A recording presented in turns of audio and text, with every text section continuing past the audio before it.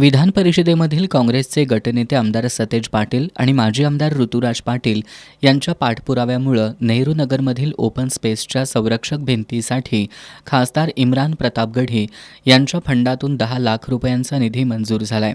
माजी आमदार ऋतुराज पाटील यांच्या हस्ते माजी उपमहापौर भूपाल शेटे, माजी नगरसेवक हरिदास सोनवणे, फिरोज सौदागर, प्रसन्न वैद्य यांच्या प्रमुख उपस्थितीत या कामाचा शुभारंभ करण्यात आला. कळंबा फिल्टर हाऊस परिसरातील म्हाडा कॉलनीतील ओपन स्पेससाठी सुद्धा खासदार इम्रान प्रतापगढी यांनी 10 लाख रुपयांचा निधी मंजूर केलाय. या कामाचा माजी आमदार ऋतुराज पाटील यांच्या हस्ते आणि सामाजिक कार्यकर्ते दुर्वास कदम यांच्यासह मान्यवरांच्या उपस्थितीत शुभारंभ करण्यात आला. माजी आमदार ऋतुराज पाटील यांच्या 2024-25च्या आमदार निधीतून संभाजीनगरमधील ताराराणी कॉलनीत 11,66,000 रुपयांच्या विकासकामाचा शुभारंभ करण्यात आला.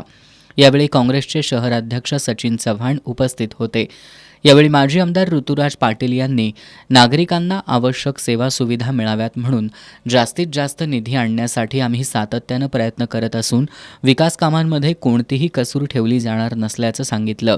आमदार सतेज पाटील आणि माजी आमदार ऋतुराज पाटील यांच्या प्रयत्नामुळे कोल्हापुरात मोठ्या प्रमाणावर विकास होत असून अनेक भागांचा कायापालट झाला असल्याचं माजी उपमहापौर भूपाल शेटे यांनी सांगितलं.